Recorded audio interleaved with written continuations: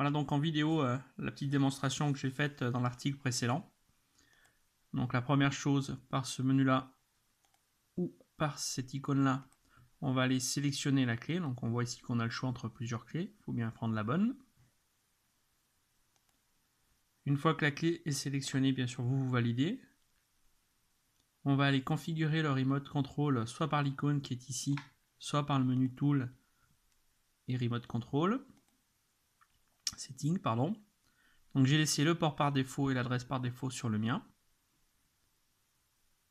Je valide.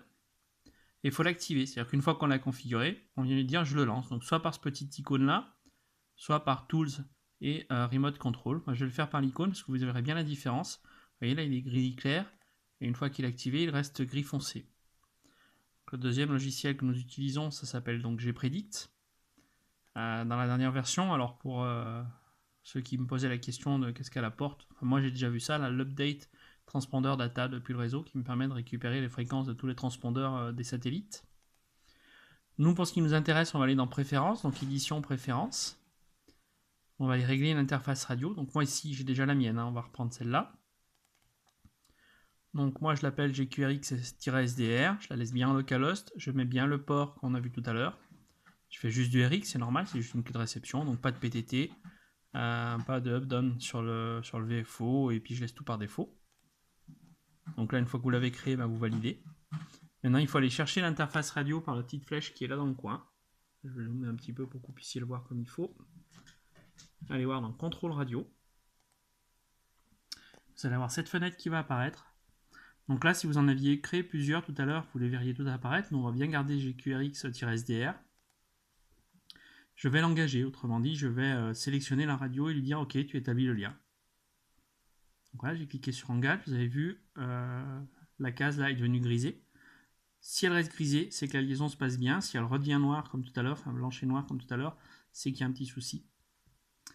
Là, on peut saisir le satellite. Donc là, je vois qu'il y a ISS qui est en train d'arriver. Donc je vais récupérer ISS. Je vais lui dire que je veux les modes VV, VU. Donc je choisis le mode que je veux utiliser sur cette partie-là. Donc moi, c'est juste pour faire une démo. On ne va pas faire de décodage. Sur la clé, comme vous pouvez le voir, il n'y a pas d'antenne. Donc je fais suivi. Et maintenant que j'ai suivi, on voit ici la fréquence de ma radio qui est censée bouger.